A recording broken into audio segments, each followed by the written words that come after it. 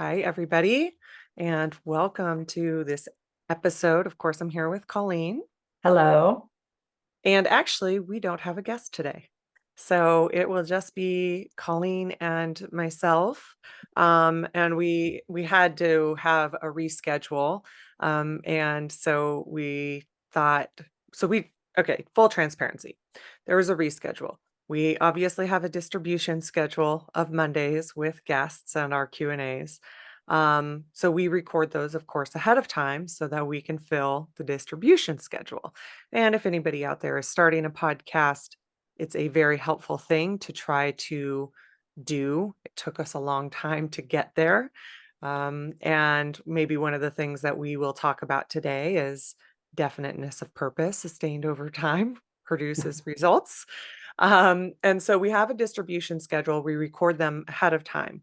But sometimes, because of our teaching schedule or life events or maybe even vacation sometimes, um, we get closer to the distribution schedule, like we get closer to when it's being released. So if it's in a couple weeks or something like that. So there's not a lot of leeway in those time frames. Well, this is one of those times. So Colleen and I were like, but at the same time, it's really fun is that we can just come on here and her and I have conversations, be candid. We don't get an opportunity like that very often. We enjoy it. So that is what we are doing here today. So hi, Colleen. Hi. And so we actually are just going to get into topics because her and I talk like this literally kind of all day, every day, unless we're doing like other things or teaching or that kind of thing. That we talk about business. Of course, we're business partners. We have a business to run, but then we do also really just get into candid conversations about spirituality, about Reiki, about some of the philosophical aspects of this work, about business, and the more practical things about Reiki. And then, of course, how we're applying Reiki for what is going on in our individual lives as well. And so that's kind of what we don't have a huge agenda. That's just kind of what we supposed that we would come on here and do, just like our day-to-day life. Yep. Talk about the things we talk about. Yeah. Well, and it's so fortunate that we are, as she was saying, our Reiki business. Um, we get to talk about the things we like to talk about for business practices. Mm. So, but I think for me, starting off today was the awareness of definiteness of purpose sustained over time always produces results. And so that quote is a quote that William Rand said to me probably back in 2004 when I was just starting with Reiki and realized that I wanted it to be more part of my life than I expected.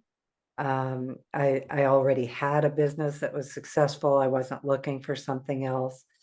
But when I received Reiki, it became so compelling. Like it was pretty insistent that I follow the path. And it would have taken a lot to not be engaged with it. And also, of course, I was in shamanism at the time. So I am always a person with a lot of interest. I'm curious. Robin's laughing because it's what she deals with between her husband and I myself. love I love that phrasing. Oh, good. Okay, keep going. Sorry. A lot of interests, She does have a lot of interests. which is, kind of, it can scatter me, of course. And, because there's so many different things to think about and possibilities and opportunities. And I don't know, that's just how my brain works. But anyway, William had come to visit, and we were still living on the farm here in Sandy, Oregon, and we were talking, and he was just, sharing like his experience, and said it's best if you learn to focus because it takes definiteness of purpose sustained over time to produce results. And so that advice has carried all the way through, and mainly because I don't know, it settles my expectations of accomplishments, like my ability to accomplish all those interests, my ability to weed through all of those interests and which ones to pick and which ones to let go of, or which ones just to do for fun. And so it has been such a helpful phrase, and sometimes a very frustrating phrase.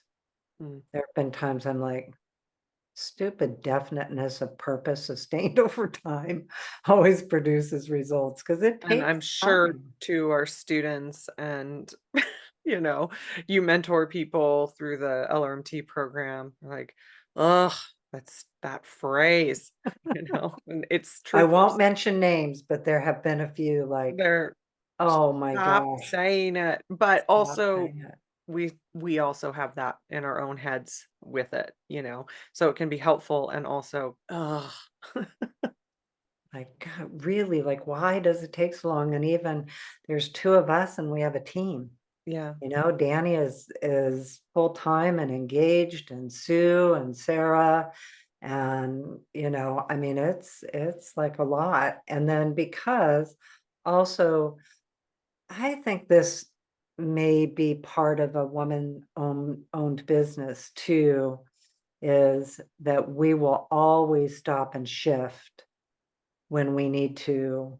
And I don't know if it's just a woman's own business, but we always stop and shift. And if we need to take care of family, if we need to, prioritize relationship, if we need to, take care of what needs to be taken care of, we prioritize it.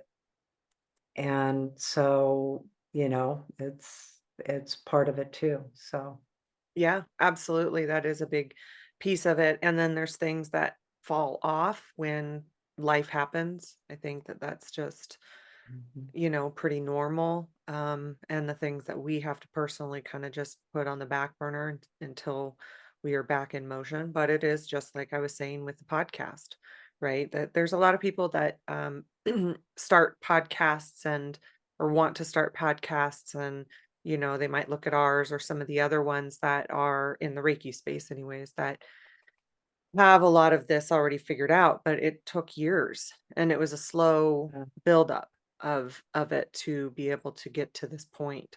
And so that's one place that we just had definiteness of purpose sustained over time. It first started as once a month, and that was all that could get done. And then it started to have more episodes in between, but not consistently. And now we're able to do it consistently, which also takes definiteness of purpose for sure.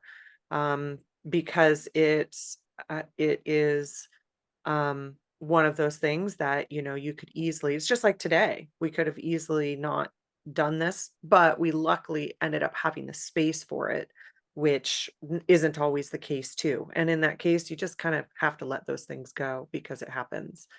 And it's true with not just business. It's true with your Reiki practices, which we will probably Colleen and I, we of course talk about these practical things, but we have a lot of, like I said, we have a lot of philosophical discussions um, about Reiki, about things that are happening for us in our Reiki practices, because we have one together, but we also have our individual Reiki practices. And it's true in that as well, right? It's true in our relationships. It's true in our physical health. It's true, it's true in a lot of different places. And our spirituality and Reiki is it's not any different in that case, too. And so that's a place. And we're not just talking about a Reiki business when we say Reiki practice, we're talking about your Reiki practice and practices. And so when you first start out, there is that, I don't know where to put my hands. I don't know what I'm doing. Is this Reiki thing working anyways? I mean, some of us have those really profound experiences that we know it's working right off the bat, but then you leave the class or the session and you're like, wait, what am I doing? How do I do this? And then eventually you get to the point where you're just comfortable. A lot of us have the intuitive practices where we just put our hands wherever they're guided to go, so there's all of those kinds of things that over time we just get more comfortable within it. We learn from it. We learn how it works for us, even though that might change. Um, we learn with it. I mean, our business name is Reiki Lifestyle. And so we learn how it works for us in our daily life. We also learn through the times where it can be difficult or challenging to practice at a high level or a very intensive level.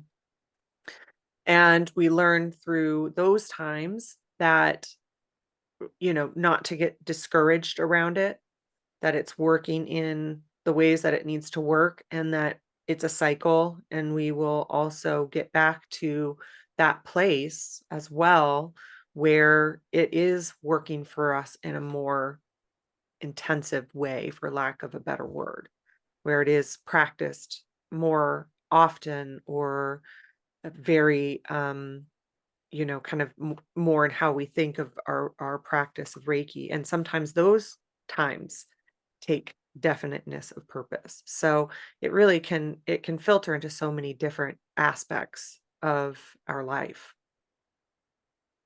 which it must have been a channeled statement because it's also a little bit of a mantra.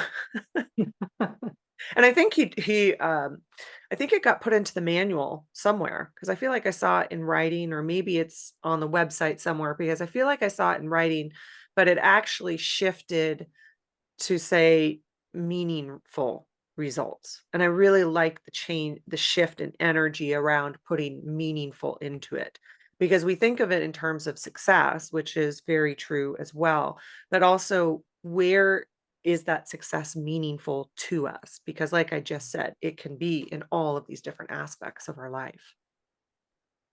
Yeah. Well, and the meaningful is the point. Exactly. Yeah. Yeah. Even in the moments when it doesn't feel meaningful, even in the moments when it's like, I don't know. Somebody said yesterday, my hairstylist, actually, I have a new haircut. That was something, of course, we had to discuss a lot this morning, before we started the recording.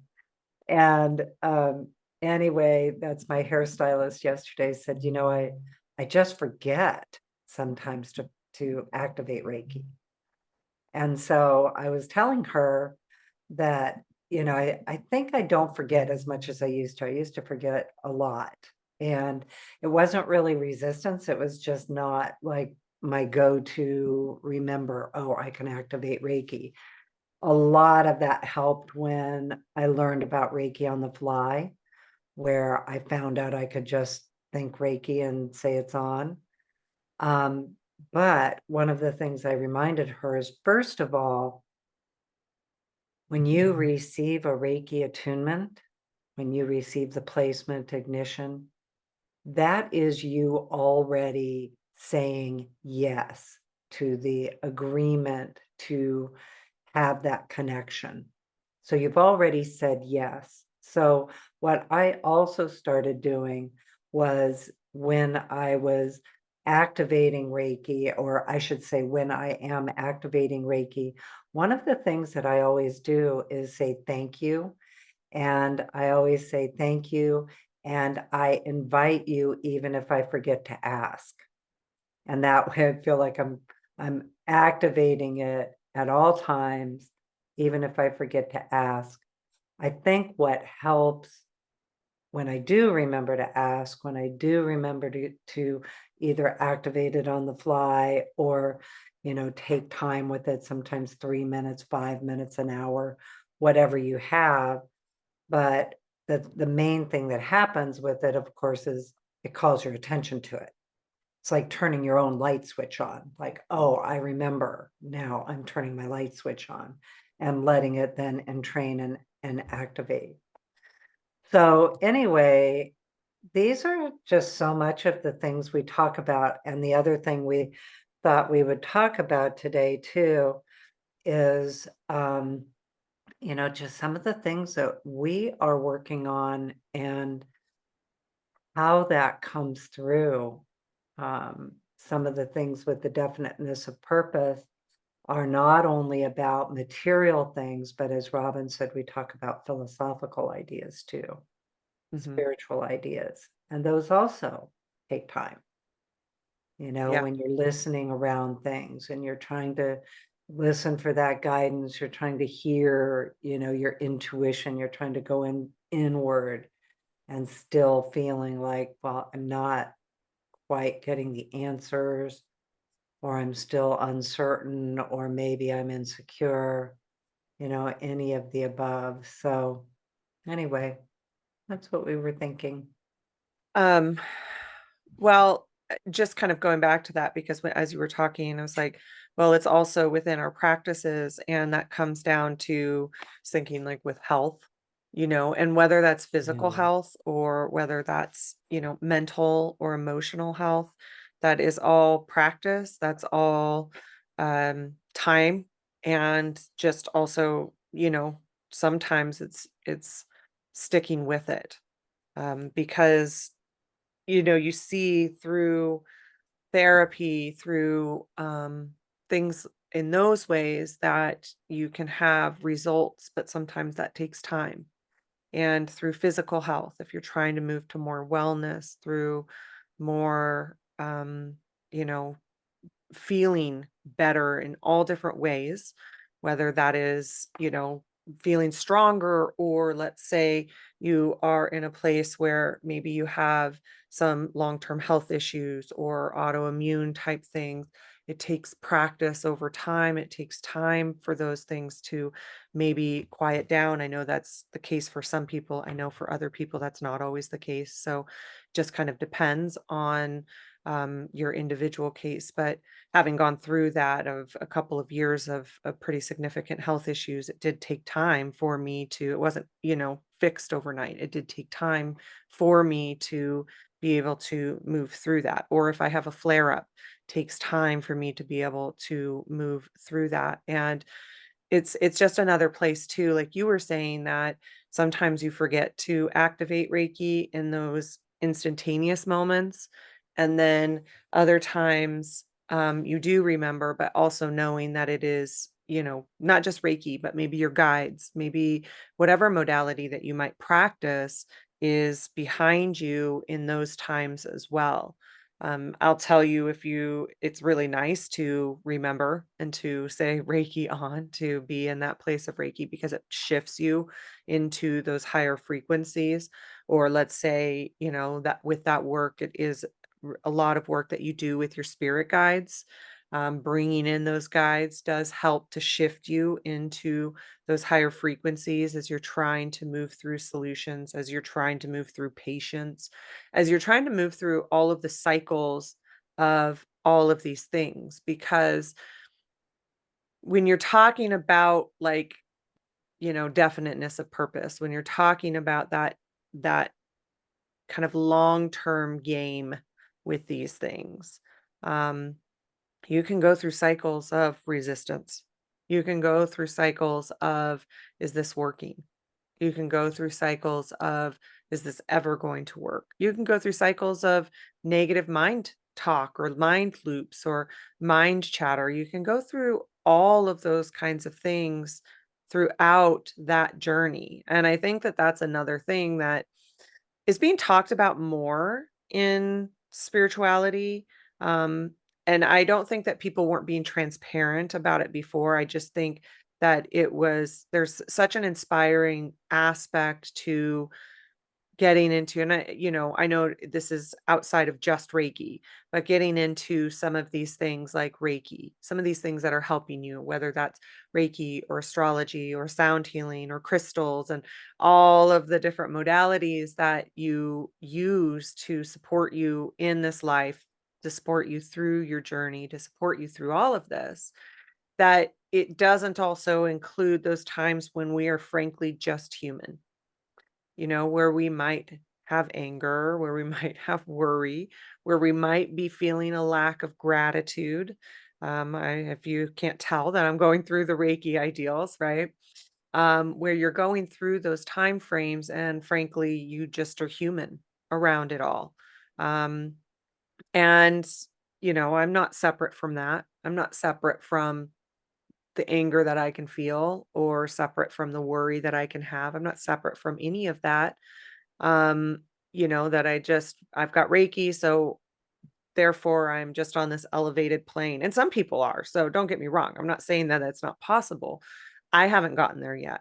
And then these cycles that you can go through during this journey. But then on the other hand, you can have the times where you're fully inspired, you're in your joy, you're in maybe your determination or your dedication to it, that really deep level of practice, or maybe you're in a busyness aspect of it all. And so there's all of these different cycles within that trail, within that definiteness of purpose for whatever you're trying to accomplish, whatever you're trying to look at, whatever you're trying to have success in, regardless of what area of your life is. And then, of course, because this is a Reiki business, of course, within your Reiki practice as well. And along that line, there's healing that is taking place.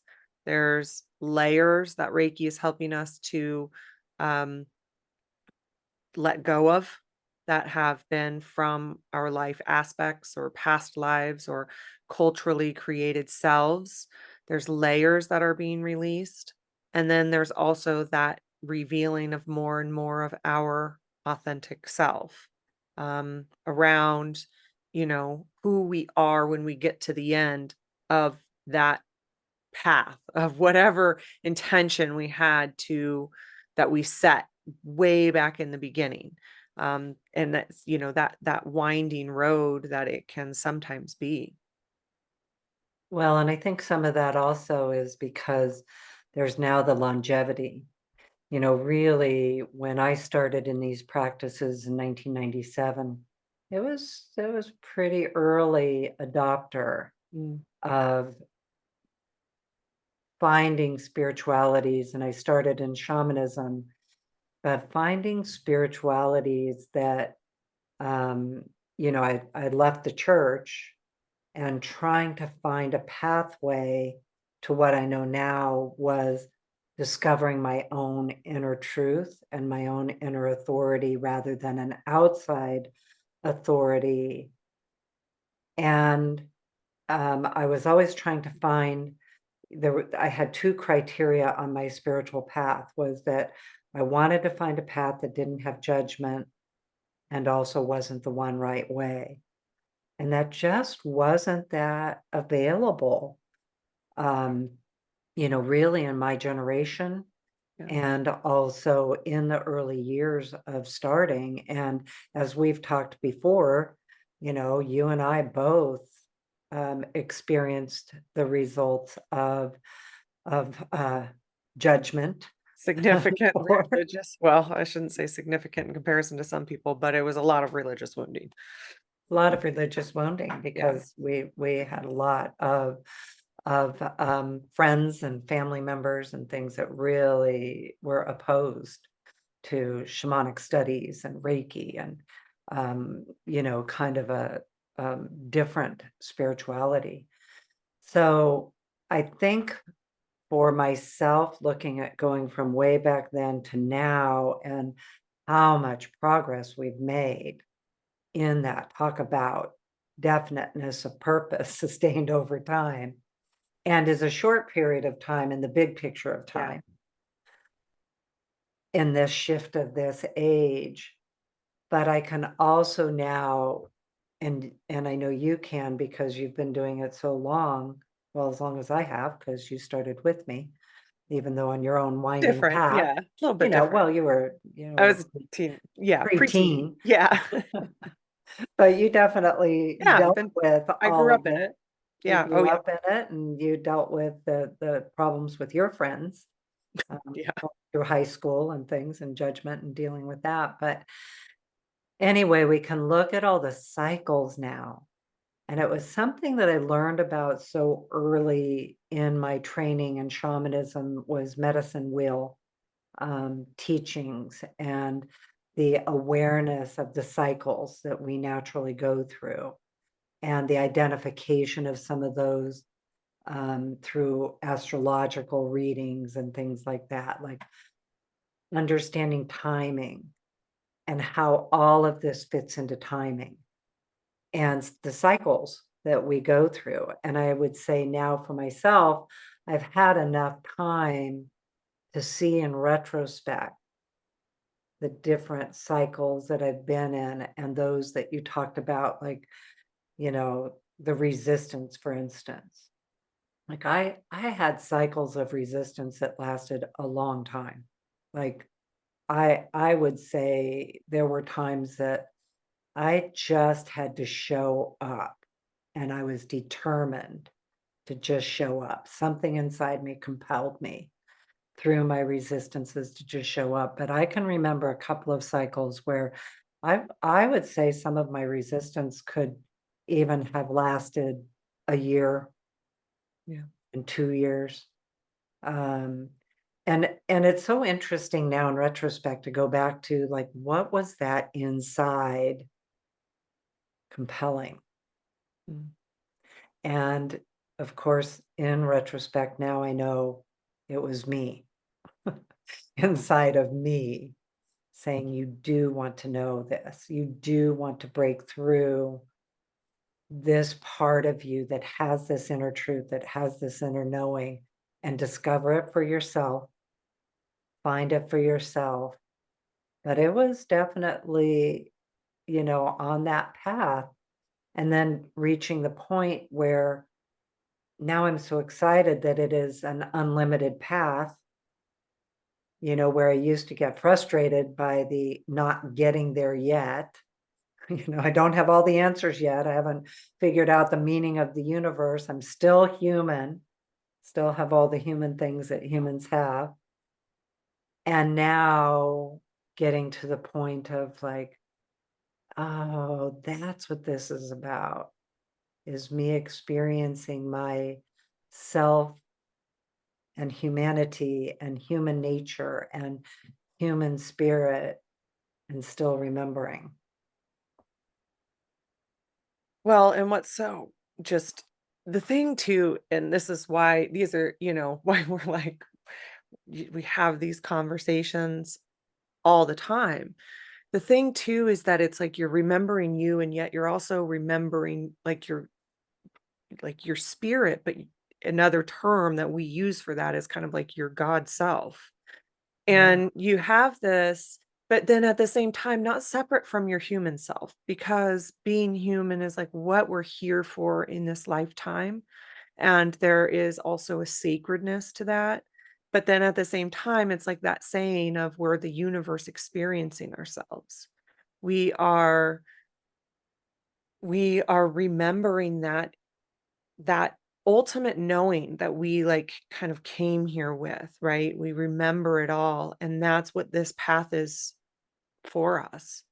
That's what this is helping us to do, is to like actually understand and experience ourselves being the universe experiencing ourselves, right? And some people don't lose that. And there's a lot of cultures that also, they entrain that. I don't know if that's the exact right word, but it kind of feels like the right word from birth, right? So they don't lose that. But I know that is something like in our culture that we do. And so that's the amazing part of this, and that's the kind of also the fun part of this, that and I know not everybody's practice is this way, and everybody gets to experience their Reiki practice however they want, and that's the beautiful thing about it, right? Is that there's no one right way in my eyes to spirituality. There's no one right way to practice these different ways, and especially Reiki. So some people are going to experience Reiki entirely different than we do, but we also use it as a means for our spiritual research, for our spiritual curiosity. And so we also get to explore not just that remembering of our inner truth, which is the point of all of it, of course, but we also get to explore the aspect of what our questions are about the universe. And it's really fun because I was listening to a podcast this morning that had an astrophysicist on it. And, maybe a quantum physicist. I don't know. I get those terms mixed up. I know other people don't, but I do. It's one of those people that research these things from a scientific lens. But as we know in quantum physics, that scientific lens is very wibbly wobbly, you know? And so she was talking about this stuff, and I was like, oh my gosh, that's exactly what I experienced when we were in a journey for, I forget which class it was. I don't think it was Next Step. I think it was 12 Heavens. And we are in a journey exploring that. And that was something that came through to me. And here she is on this podcast, and she's a researcher. She's a scientist. She's a quantum physicist. And she's talking about the same exact aspect about like her hypothesis around something. And I was like, oh, that's so fun. That's so awesome. I was like, yes, and obviously she's going to have different language for it, of course. And it's not to say that like it wasn't something that was, the like what came through for me was the scientific answer to whatever she was talking about. It, I don't mean it that way. Obviously my language is going to be completely different. And obviously like how I perceive this is going to be from a very layman's perspective.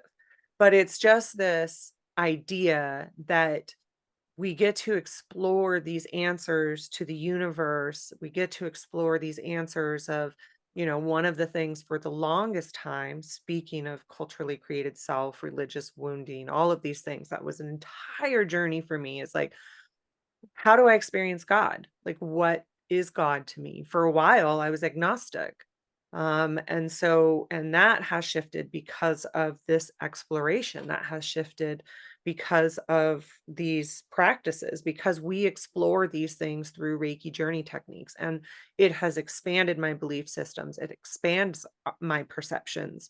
And you hear that very commonly. And I know you've said that as well, that these practices have expanded my belief systems. I didn't start out in Reiki with the belief systems that I have today, but that we get to explore these large questions, whether it's the consciousness aspect or God, whether it's why do we live on a dual planet, whether it is what is my inner truth?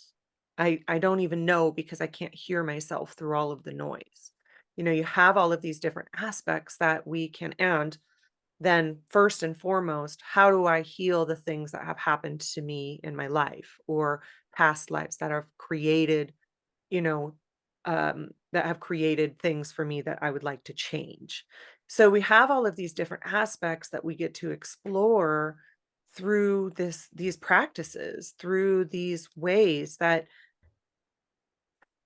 is really amazing. And it's got to be, it's going to be a fit for whatever each of us, right? We're all going to be called to different things. That's why I like that you brought up like the many right ways. Um, that it's going to be called in, uh, uh, each of us. Actually, funny enough, and I'll stop talking in a second because I know you have things to contribute. Talking. It's funny enough. I was watching, I have a friend from high school that ended up a pastor. I actually think I have a couple friends from high school that ended up a pastor. But this particular one, actually from childhood too, but this particular one, I just always love his viewpoint of actually of Jesus and of God, and um how he practices his faith. And it's a very love based faith. And it's actually, so I always kind of keep an eye out for like what he's, and it's for him too. He's really dove deep into theology.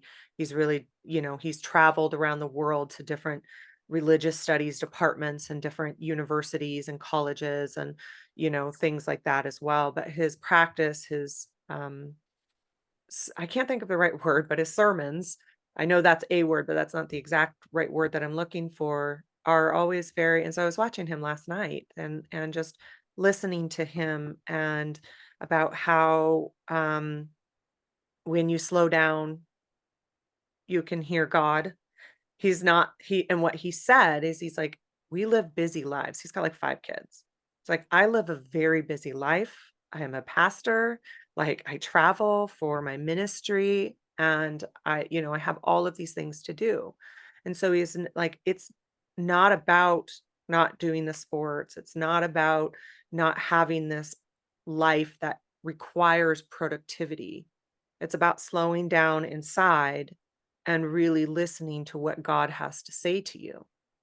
And I just thought that was such a beautiful way because so many people in these practices kind of say the same thing. Like that's what meditation is. That's what self Reiki is. That's what that reflection period is that internal kind of taking a moment and listening, right? I know we talk about listening a lot and taking that time to actually go in and listen.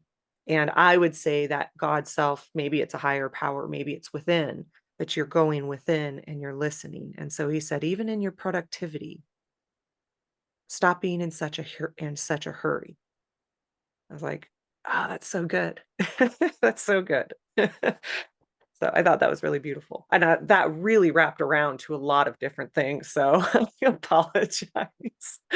No, I love what you were saying. That's so good. It brought up so many different thoughts for me and, kind of again going back to the idea of where I was when I started it all and trying to find another pathway to religion. And had I found a pastor like him, I would have really loved that. Um, one of the first places that I got to explore um, back then was Marianne Williamson's book Illuminata with Prayer. And it was so helpful to me to find a way to relate to God and Jesus in particular. I was raised Catholic, as you know, and really trying to navigate through that relationship and those spiritual relationships.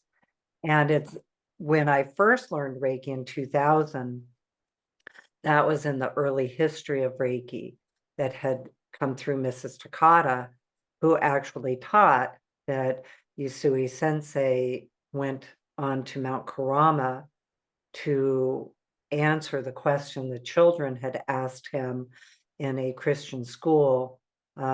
Well, Jesus said that he could heal, um, and he could teach us how to do what he does, and we could do what he does and more. And that was what Yusui Sensei was asking on the mountain. And so that's what was taught as the kind of main idea about Reiki. And the flyer that I received about it. This was before I studied with William Rand in the ICRT, but the flyer that I received around it was Jesus, a Reiki master. And so it was one of those first places that I started to get to have that questioning about that relationship that was different than how I was taught about Jesus as a kid growing up in the religion. Although as a young child, I always had a great relationship with him and Mother Mary, and always had a connection. And I didn't really start questioning that until kind of later. I always still had that inner relationship. And then going through that process of change and getting to find my own inner truth with my relationship with God, with Jesus, with those concepts, some of even the terms, And again, going through the cycles and looking back on it all and reflecting upon it all, and really, over time having learned about kind of the influence of original sin in my life, and the idea that humans were born sinners. And, my parents were really pretty liberal, so I wasn't in that strict idea. I don't know if I should share this story about my mom or not, but she was young. I asked her later, like, what were you thinking, Mom? She's like, no, I was like 24 with 3 kids. So We it's like, like it. We like it. Do it. okay. It's like, Blast Nana. She'd find it funny. Anna, what were you thinking? So as a little kid, I was like a really practiced liar. So I had 3 older brothers. I was just, and I was probably pretty wild. So anyway, and she would always catch me, and I would still just like stick to it. Like I was not coughing up. And this one time I broke a window and in a neighbor's house Oh my God. by throwing a rock. Oh God. There were 100 kids on our block. It was a Absolutely. Catholic neighborhood Absolutely. It's back when like, everybody had 10 kids, look, it happens. I'm not It saying it doesn't happen, happens. And but we were in the street all the time. yeah. And I was like 3, 4, 5. I don't remember. Oh, okay. So exactly. you're pretty young. I was young. Oh, yeah. And I didn't break it on purpose. We were throwing rocks and I broke the window. Yeah. But I said, absolutely not. A, a little man drove by in a green car. He got out and threw the rock through the window. And I was sticking to it. I was not changing my story. So my mom said, she said, well, you know what happens when you lie, that you'll get a black spot on your soul. And eventually all those spots are going to fill up your soul and the devil will come and I can hardly say it now. The devil will come and take you to hell. Right? Savage is what that is. Ruthless. It's totally, like I say. Oh my God. And I mean, my mom's very cool, but Yeah, she was. She was awesome. That's why I it said was. she would laugh if you told the story. 'Cause Well, I did later, like I was like, Mom, what were you thinking? Well, she got karma because I woke up in the middle of the night screaming, yeah. the devil's gonna come and get me. The devil's gonna come and get me. So anyway, Did you stop lying? I don't think so. I had to make a choice. I remember, in fact, I made a choice even as a later adult because, I mean, obviously I stopped lying, but and it wasn't like it was more to keep from getting out of trouble. Yeah, Because totally. getting into trouble back and when we were kids was like Yeah, there was some especially with serious, your father. yeah, but it was like some serious trouble. So you're Yeah. going to do what you can to get out of it. Yeah, fair. And I was third kid, so there was a lot I got to watch with what my brothers did, and you The know, level of trouble that they got in. yeah, I'm like, I'm gonna not do that. Yeah. So anyway, but as an adult, I remember specifically one day thinking, I am not even going to tell little white lies anymore. And I'm amazed that it was possible Mm. because I really don't. But going all the way back to Yeah. where that story came from was that indoctrination of that concept of being a sinner Mm.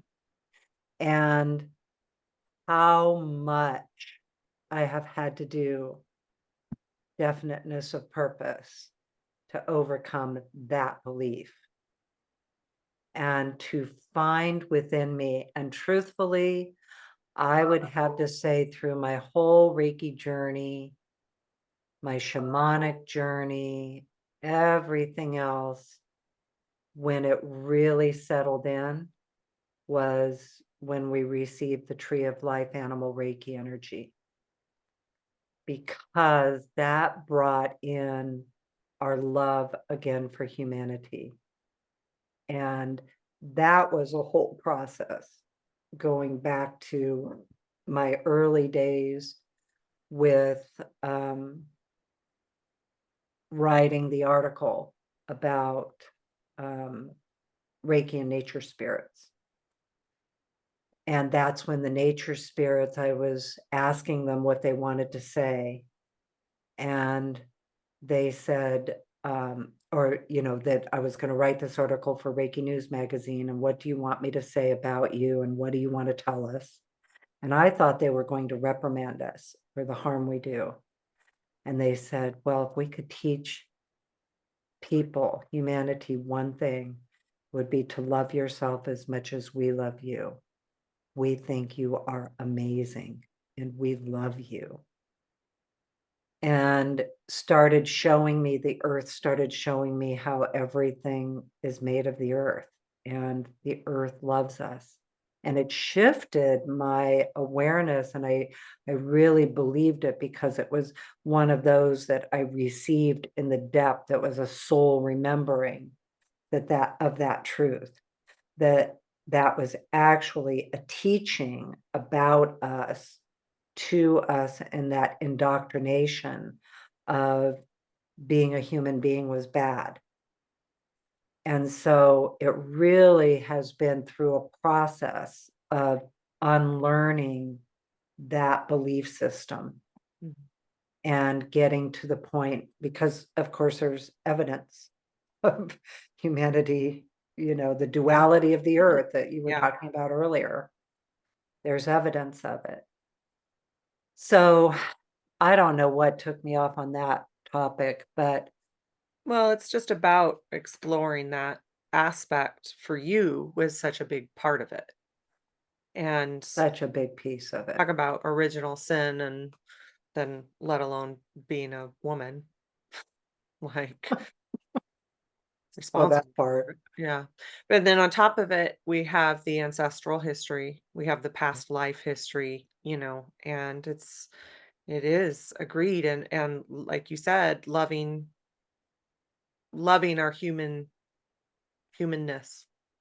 Our And human nature. and I wanna say too, like you said, because we live in duality, that what was also said around that was that if we want to create a different path, we have to create from love and not this viewpoint of being destructive. Yes. And so that was the second part of what that message came in, was that in as Einstein said, you have to solve the problem from the different place that you created the problem. And so just to yeah. Yeah, and that's what the nature spirit said, to just recap what she said, because that was the big piece of the information, was when they said, we would teach you to love yourself like we love you, because when you love yourself, you create from that belief. When you believe yourself to be destructive, you create from that belief. And that has been a significant piece for me to understand that part of myself, because also that indoctrination of, human shaming that is so prevalent. And oh my gosh, if we could just shift that, you know, that piece of us. And that's what the nature spirits were saying. I've really worked hard on that. And of course, the duality is here. Yeah. So I don't bypass that, the duality is here. And, the evidence is here of destructiveness too. So I have to always like balance it with, well, what can I do? What can I do? And I think that's where all of this conversation for me goes back to, what was that inside compelling? And I've always known I cared about contributing to wellness in the world. And so, how do I do that? And so, to me, and for my own practice, is to love myself and love humanity and to promote that. That is what I can do, is to promote those frequencies, add to it, do the best I can with it. Still also knowing I'm still human, and that's part of the gig. So I have to love myself even in the duality, because like you said, my brain, I definitely don't have, I'm not enlightened yet.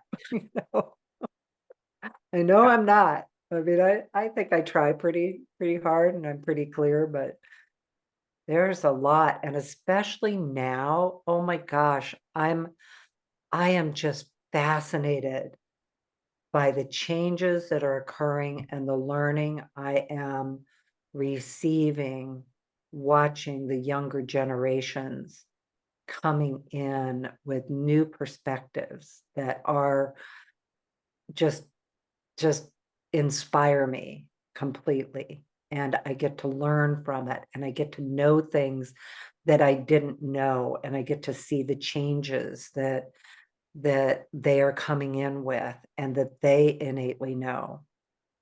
And that inner truth part, where they are not going to have to unlearn so much to, I always say, if I had been born into a culture, which in other lifetimes I know I was, but I would have been identified as a child as having these abilities, Mm. and I would have been trained.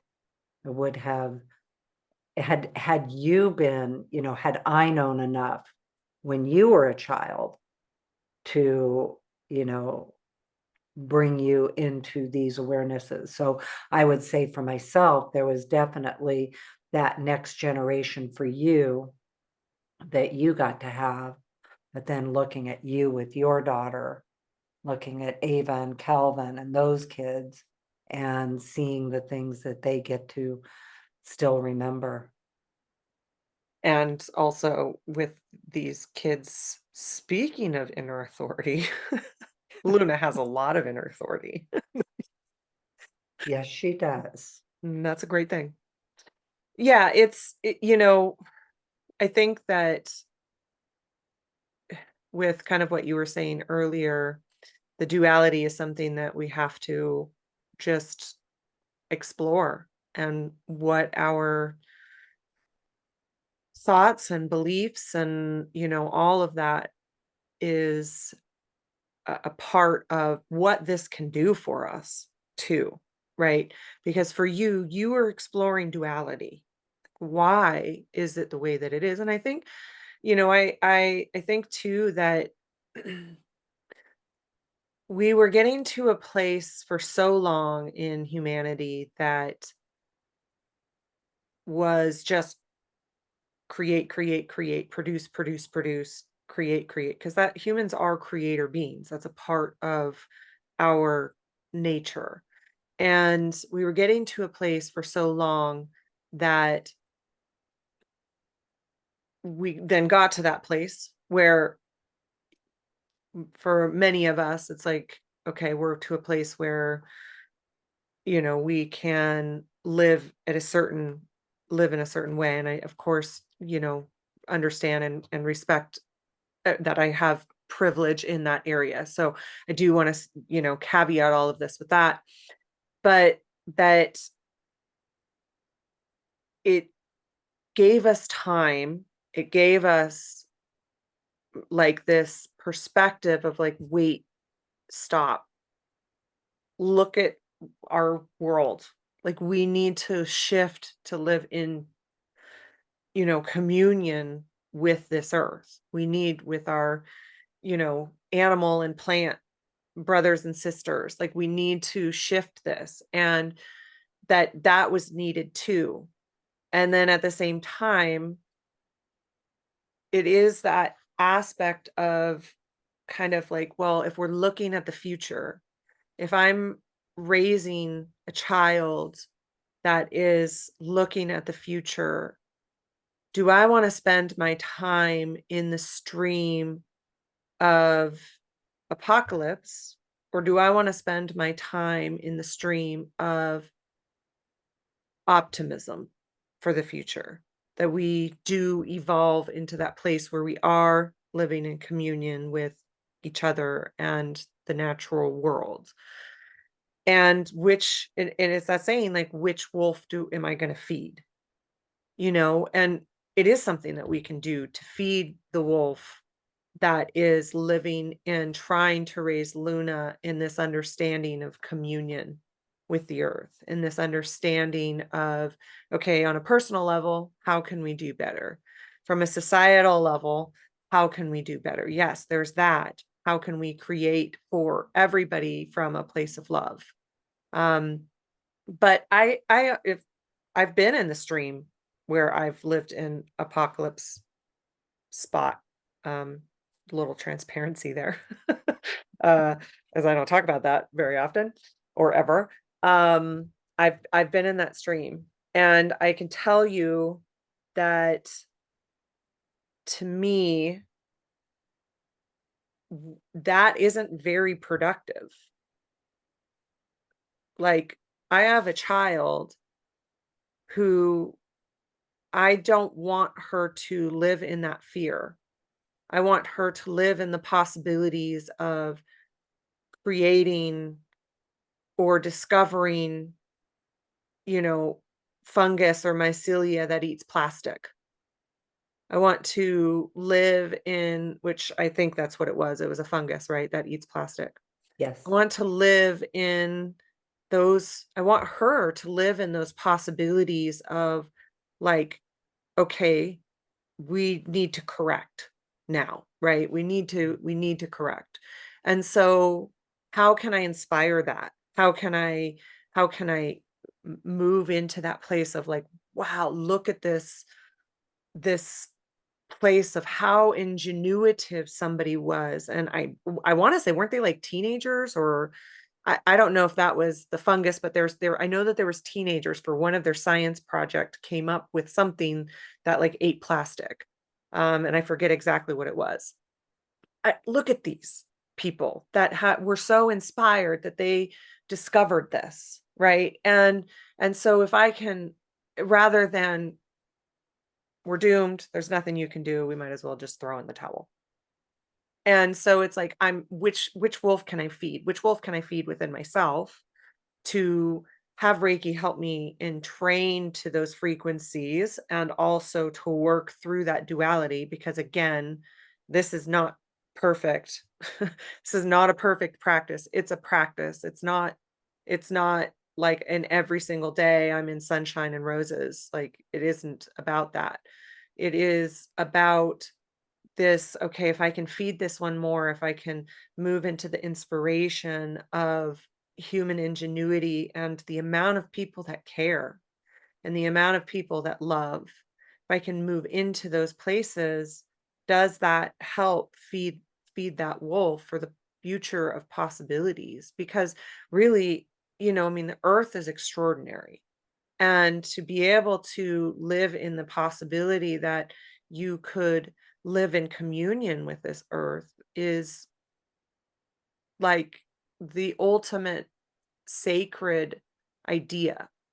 You can live in communion with nature. You can live in this place where you can still experience being human. You can still experience the earth. You can still experience beauty. And all of that is possible. So how can we inspire that? And I do think you're right that while sometimes it's really hard, it is, can I put Reiki towards that possibility? Can I, you know, also help, like you said, be maybe part of solutions that I'm guided towards around that? Um, and and allow it to all show from maybe that higher, you know, perspective. And not everybody's going to agree with that, and that's okay. Like, this is my own personal perspective around it. Not everybody is going to find that to be their path. And that's okay too. So again, there's many right ways to how we all want to live, but having been in the two frequencies, I can tell you that One for me made me feel very helpless and kind of hopeless, and the other made me feel hopeful and also helped me to be helpful in these places. Well, I think for me, one of the places again, I didn't know I was going to come on and be so reflective, but looking back to one of the marker points for me with that was when the Gulf oil spill happened. It's been what, 10 years ago now, at least, maybe Yeah. longer. 10 years Um, ago was 2014. but it was the one where the oil Yeah. was coming out from the earth and it was uncapped, the cap had blown off, and it was like, how is this going to stop? And the condemnation that was so powerful from the world, from the people towards the people who had caused the disaster was so intense, and they were still the people who had to create the solution. They were going to be the ones who knew enough to find the solution. And it was so urgent because it was just this massive spill that was ongoing.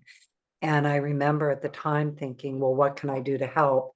And, going down there wasn't going to help. There wasn't what I realized I could do was add that energy of solution using Reiki to the people rather than the condemnation. And that was a key piece for me in kind of shifting that, like, okay, what is going to help? What's going to make a difference? And so that's how Reiki showed me in that moment, rather than sending condemnation, which, there's the evidence. Yeah, So yeah, you can absolutely. choose that. I mean, that's also true. And for people that were so gravely affected by it, the water and the ecosystem so gravely affected. But what was going to solve it? And so to me, it was, here's what I can do. I can send the energy, I can gather groups of people to send the energy for solution rather than condemnation. And that shift was a turning point for me. Another one that was big, and it's not always happening because of crisis, but there were a couple of big ones. The other one was Hurricane Katrina, and watching the people going around trying to help, and how incredible their stamina was, their devotion was, their intention of helping. And yes, there's the opposite side of that. There was the duality of that. There was the harm that was being done also. And so where could I put my attention was towards the people who were creating solution, the people who were helped, the people in the boats trying to find people in homes, all of those things, rescuing animals, all of that. So it was those were turning points that have lasted. They were, and I really feel like that's what we mean by Reiki teaches us through our life experience, Yeah. because those turning points helped me internally go to where I could I could do something, I could co-create in the places where there's just a lot of times, we can't physically fix things. Yeah. That was Yeah.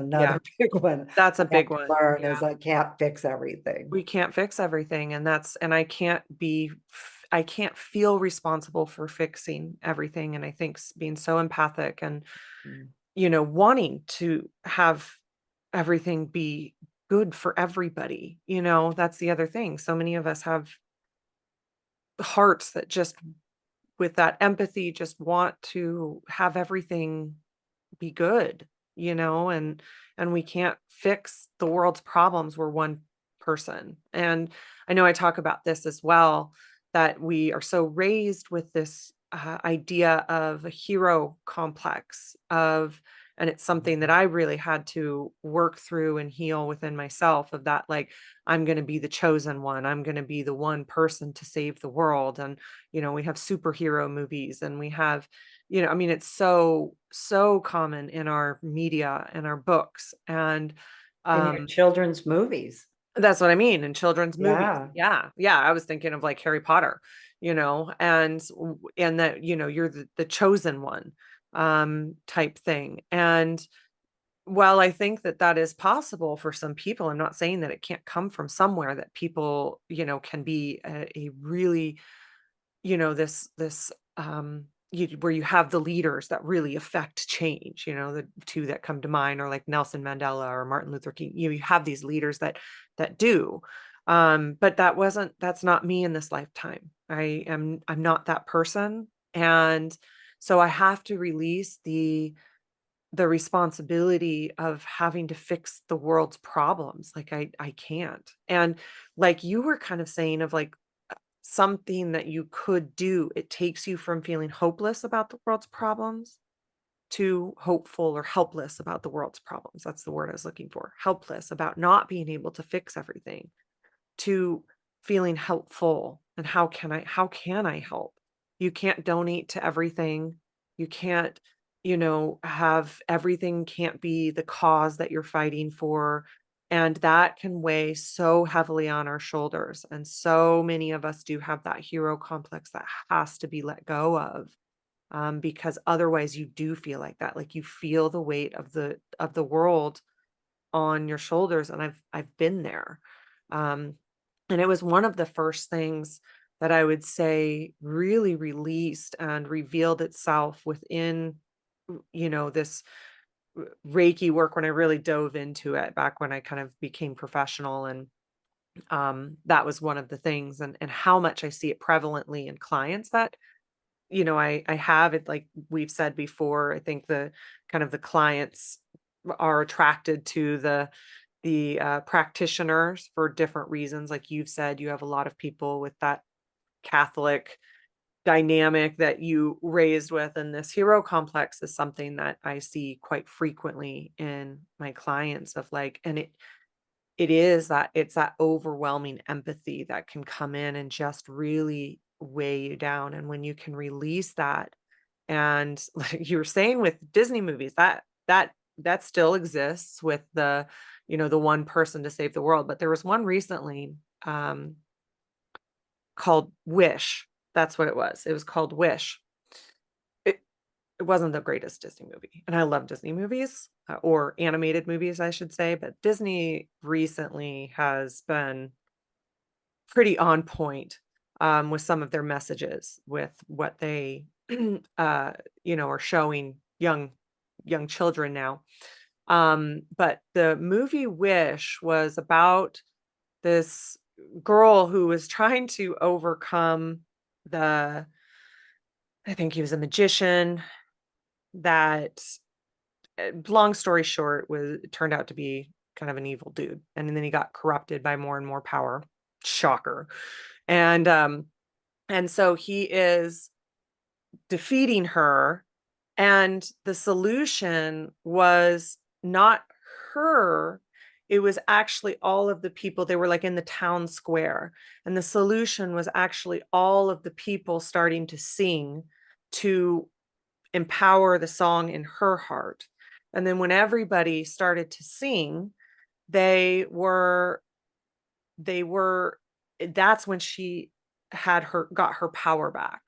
And so it was this beautiful idea that actually, even though she kind of led that revolution within their village, she wasn't fully responsible for the result. It actually took this network of people to help empower her to, like, overcome the evil magician. And it was really interesting because at the time it was a shift in, like, the Disney story. Usually they do have a hero of some sort. And so Luna and I had like a conversation about it. Like, you see that this is like power in numbers, that she wasn't solely responsible for this shift here for overcoming the magician guy. Um, and so it was a opportunity for that conversation because I am also trying to have that conversation with her that like you can be a part of the solution, but you're not solely responsible for the solution. And that is another really, I think, a really important shift for us because I do think that that can make us feel so responsible for everything. And it's because we have this kind of subconscious feeling that we have to be the chosen one. And if if we're not, then the world will never be saved.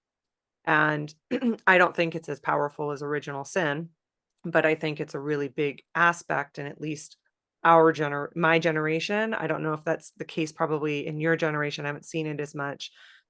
Little bit of Gen X too, I think, because I do have some like Gen X clients that have that same aspect that it has to kind of be worked through of like let go of this responsibility. We cannot fix everything. But if we can do Reiki, if we can fix ourselves, for some of us, that is the most important thing that we can do and heal ourselves. And that is huge. And sometimes in a lifetime, that's all we can do. Or maybe be a cycle breaker for our lineage. Like sometimes that's in this life, that is the most important thing that you can do because it does have this ripple effect. And other times, if we're in a position to have more, um, you know, uh, ways of creating change, doing that. And still, it has to come down to us, fixing ourselves or whatever. I don't want to just say that it's just about fixing ourselves. It's also about living in our authentic self and our inner truth and that kind of thing.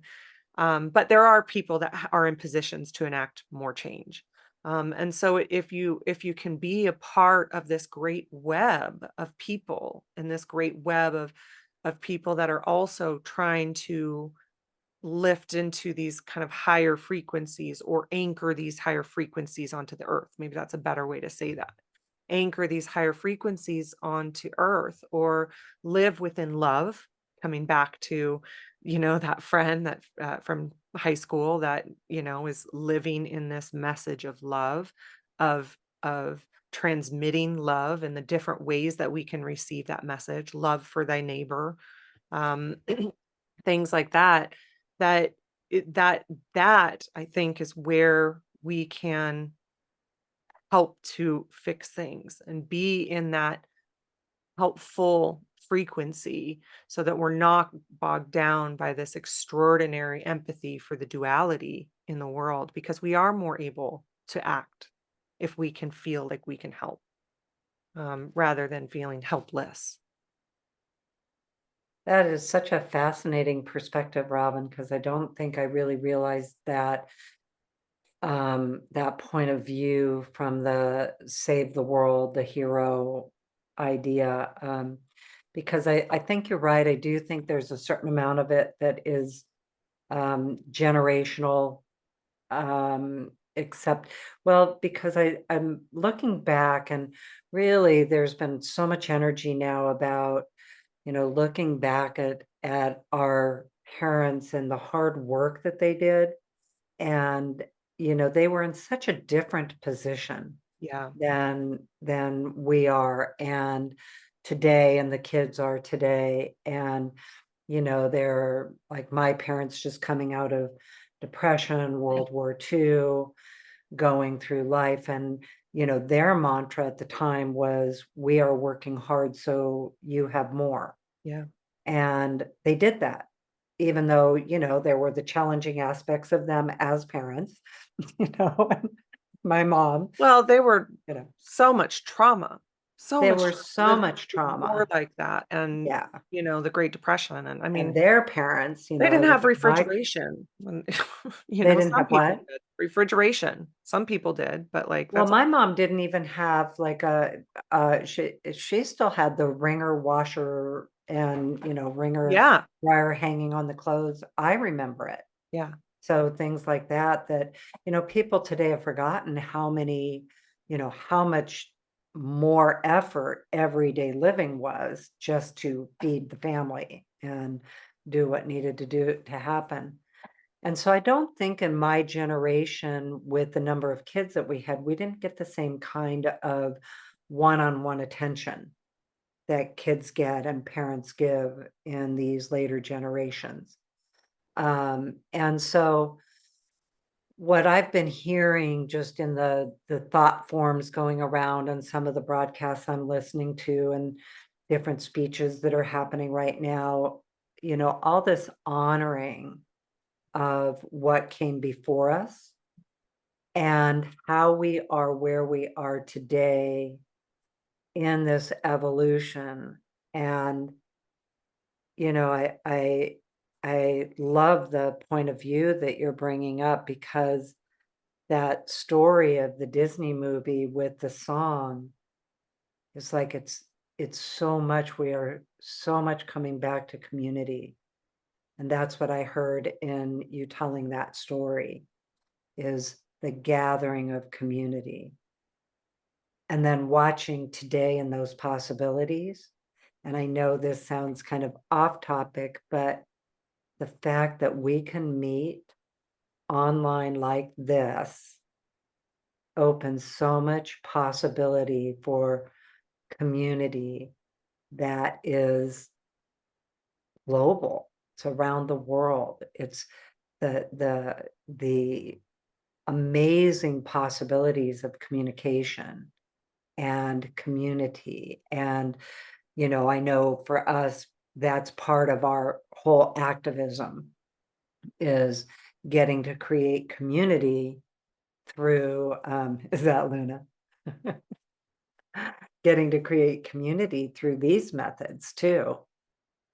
So anyway, that I think that was a really interesting perspective, because I do think that's generational. And I would have to say, as a parent, I think we parented with that idea. Yeah. I think that I it was think we important. parented with that. I Yeah. think it was important because it wasn't from an aspect of, it was from an aspect of empowering, right? Yeah. Like you can be empowered to be a person that, it can change things. Right. And so I don't, it's like some of those things, I don't look at it like, and I agree with you of like looking at the things that have come before us in such a different way, because there's so much to learn from and so much to like understand with previous generations and future generations. These Yeah. generation wars, it's like, oh, Oh, talk anyway. about human shaming. Yeah, I Could don't we even need to just get into it. not? It's like from all sides. And it's like, yeah, we all have our issues. With Colleen and I were having a conversation the other day. She's like, well, what do your generation think? And I'm like, dude, millennials are just trying to survive. We're just trying to survive. Anyway, but I do think, like you said, like there's a different perspective of our grandparents' generation, like, and then the generation before that, like the amount of war and the trauma and all of that that they had to like, are there things that should have been differently? Of course, and the generation before that, like, did they have electricity? I forget when electricity came into like the No, your grandfather didn't. yeah, the I have the lamp yeah, that to like he the did his main homework by. yeah, to like every, person. I know certain people did. And, so it's like you think about all of that. And then with your generation, like, you also had the like hippie revolution. I mean, if you Yeah. listen to the music from the 1950s to the 1970s, it's a vastly different culture. Yeah. And so you have that aspect that also changed a lot, at least in, you know, our country. And I know it was also like in England. And so you have that. And then you have Gen X also trying to survive. But it's like every generation has pros and cons. And you look down to Gen Z, which and millennials get a lot of from all sides. all sides don't like us for some reason. I don't know, maybe it's an us thing.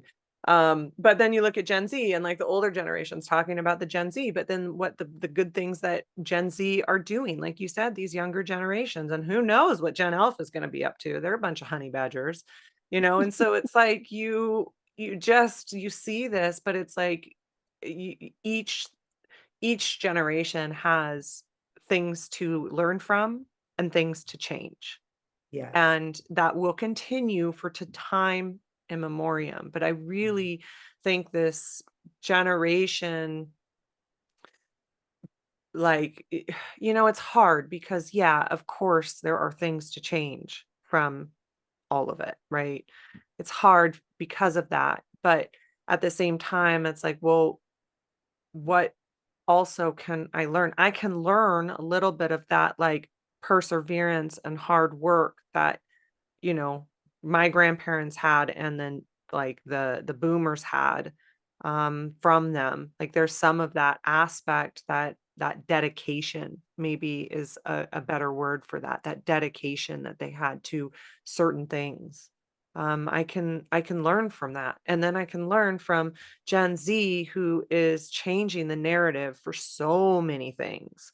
And Oh, I just love yeah, them. and that's inspiring, Yeah. so and same with all of the generations. I can learn from all of them, Yeah. and also not carry on the things that are, maybe harmful with each, including my own. Like what is, and I know that there's things within the millennials that are both. Like what can I carry on that is positive, and what can I grow and shift and change from each. But again, like you said, that level of human shaming. But going back to what you were saying with the hero complex, I just think it was from, I think about my childhood movies and childhood Yep. books, and it was trying to be a form of empowerment, because your generation had a lot of players that changed a lot, and Yeah. within it, and they were responsible for changing the world.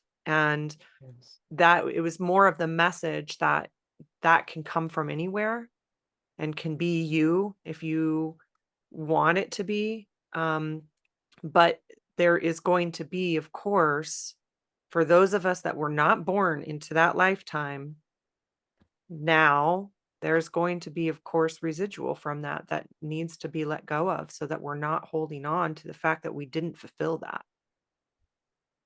Yeah. Boy, isn't that the truth? And I just think it's so much a part of our personal journey and then our collective journey through this change of the age. And I feel like that's where we're at so much with this, because innovation, human innovation has evolved and expanded and escalated at incredible rates. And so there's some of the pushback. And then there's also, like, I feel like there's a releasing time right now. One of the things for the listeners that Robyn and I have been talking about, because speaking of definiteness of purpose sustained over time, we are still trying to launch our new website. It And all so circles back around to that. comes back to the website. We started on that, like realizing it in 2016 and actually getting to the point of getting the functionality of it done a year ago, and we're still working with it. But It has a life of its own, it does. which we should have known. Of course it does. It is so definiteness of purpose sustained Oh, over time. It's what we use to, like, all right. okay, just take a deep Just breath. It's just all part trust. of it. Just trust. Just trust our other website won't break in the meantime. We'll Hey, be okay. We keep raking it. okay, thank you. I was gonna say, Don't like, even say done the words, done cancel the Reiki. words. So anyway, because when I first was doing Reiki Lifestyle and I was working with my niece, Summer Benelli, Summer Walters now, but um, anyway, with marketing, and I had no idea about branding. I didn't even know what the term meant. Tagline, I definitely had no idea. So she went through the process with me to help identify it, as would be her job doing the marketing, and identified my tagline as it was Reiki lifestyle, living the light of joy. And I was like, I have no idea what that means. Like, what does that even mean? So all these years I have been listening around that, all these years, like, what does that mean? And getting inklings of understanding about what the energy of joy actually is, because I had always only associated it as a feeling. And that if I didn't feel joy, that meant I wasn't in joy. And I know I've shared this here before, but I'll just put it into context.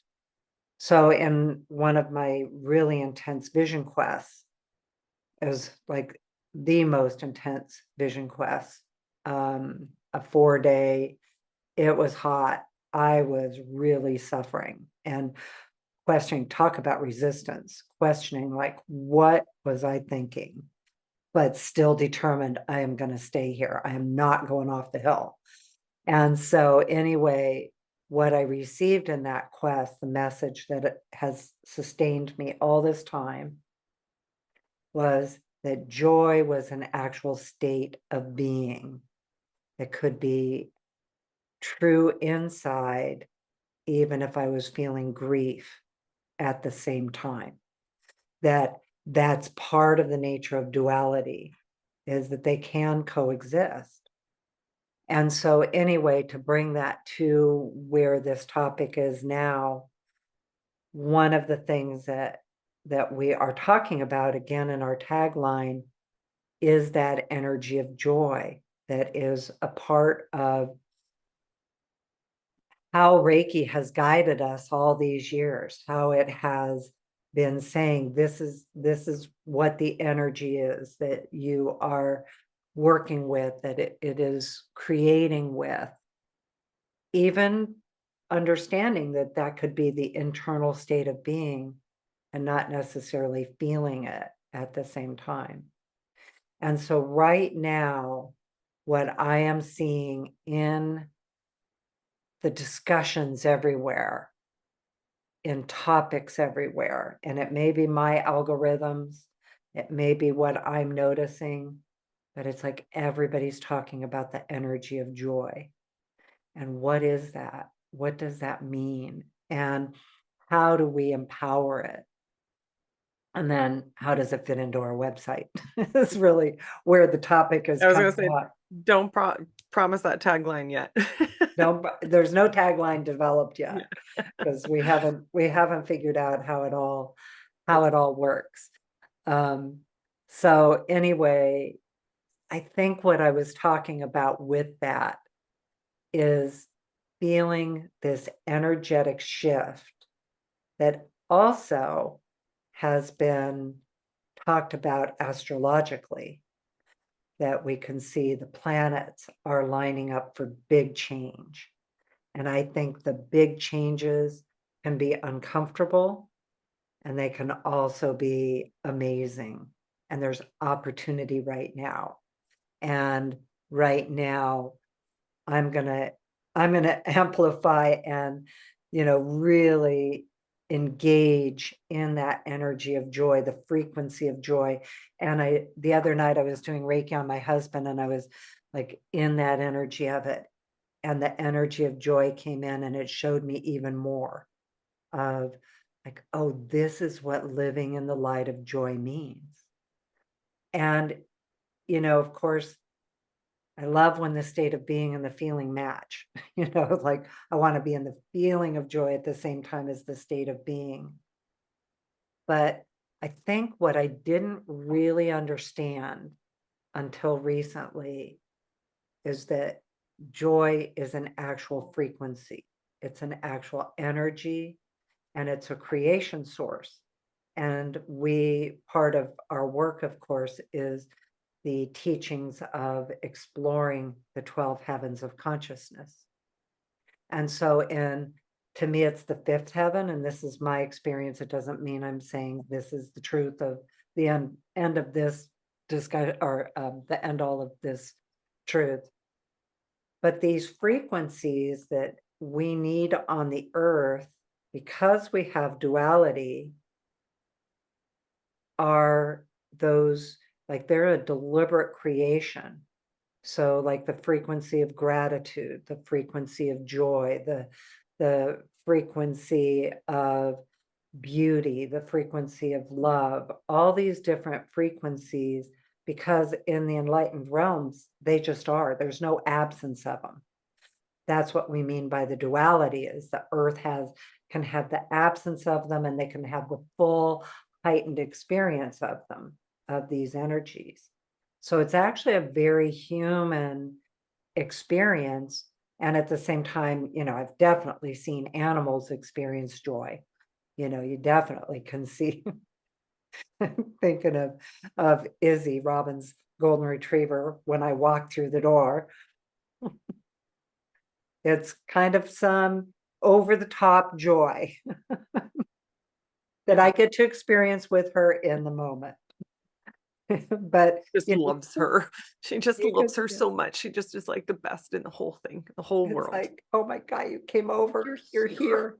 I love you. She loves me, but you can see it even, like my images right now popping into my mind of all the different things around the world. And I saw the best post on TikTok the other day, and the guy said, and he said it so beautifully, so I'm paraphrasing, of course, but he said, well, why is it, do you think, that the hard things in life are what stands out? And he said, because the good things are everywhere in everything. And so we forget to notice them because it's like white noise, it's like a background. Everything is beautiful all around us. And we just have to notice it. So anyway, that's where I'm at today. Is I'm going to ride this energy of joy and opportunity. And I have been hearing respect for the previous generations. And one of the ones that I've talked about here, that I had to find balance with, because I was raised in the absolute generation of hard work. And that if I wanted what I wanted, it had to be hard work. It was going to be hard work. And so, from what you were talking about, Robin, where you take those positive qualities, because what a skill and a gift and an ability to know that I can sustain determination, I can sustain hard work, I can do it when it's necessary. And then in the balance part of it, like, no, I don't have to have a belief that everything is hard work. And so that's where Reiki came in, because it's what it has been teaching me out of it all, is it doesn't have to be such hard work. Well, and then the making, and not saying you, but one of the common dual parts of that is like making it harder than it has to be. You know, So I true. we see that with I see that often of like, well, there is a more efficient solution here. Like you don't have to do that by hand. Like there's something that can do that. Right? There is efficiency. Yeah, there's a very efficient solution of like, you're making this way harder than it needs to be. But also the dedication. There can be dedication within that. Like you said, I like that, the way that you said it, the sustaining, that if I need to, I can do that. I have the ability, if I I have need the to, ability. Yeah. I absolutely have the skill and the ability, the stamina, the internal, you know, Fortitude. yeah, fortitude, life Yeah. force to Yeah. sustain it, to hold it. Yeah. Um, And at the same time, letting go of the part that it doesn't have to all be the hard work. And it's so funny you brought up efficiency, because last night I was at the grocery store and it was so specific in my mind of unloading the grocery cart onto the conveyor belt for the cashier. And I was actually thinking, well, I need to be efficient to get this up there so she can do what she's doing. And the lady behind me needed to put her stuff on there too. And she looked at me and she said, "Thank you so much for making room. You are so efficient." Oh, you got it. You got the compliment. I That's totally amazing. So I will say that that is totally normal. Like everybody is like, I am just the best shopper, and this checker is going to just think I'm the best shopper that puts this onto the conveyor belt the most efficiently. And look at me putting all the refrigerated stuff together and the heavy things first, so they can go on the bottom of the bag and all of this. And like this is like a common thing. And like you think in your mind, oh, I'm going to be the best checker outer person customer. Compliment. You have reached pinnacle. This is it. I told the lady behind me, I said, I had that exact thought. And we both just laughed. It was such So one of funny. those good moments of Yeah. just, but that's so funny that you say that, Robyn, because I didn't know everybody else thinks that I too. don't know if everybody does, but I only reason that I know that people do is because I've seen memes on it of like that It's other people are like, I'm going to get the compliment for the best shopper because I put the things on the most efficiently. So, oh gosh, I love it.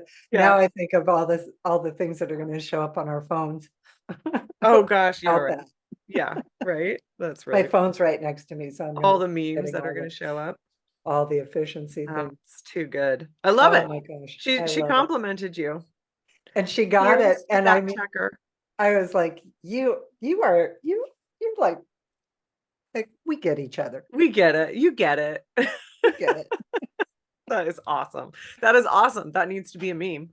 That you need to like, retweet the original one. I think it must have been on Twitter, but I'm not really on Twitter, so I think it was a Twitter post that was reposted onto Instagram. And the ones that you kind of like swipe through, like that needs to be retweet. Like I got the compliment. This is it. I'm it.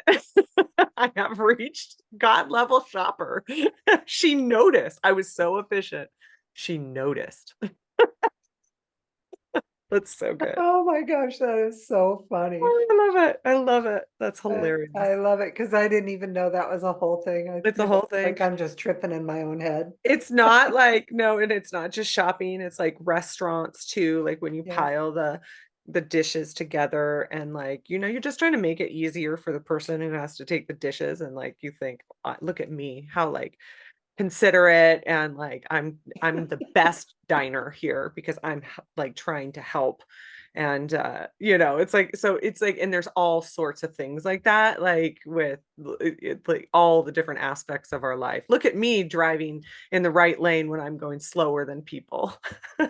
I was just going to use that exact example.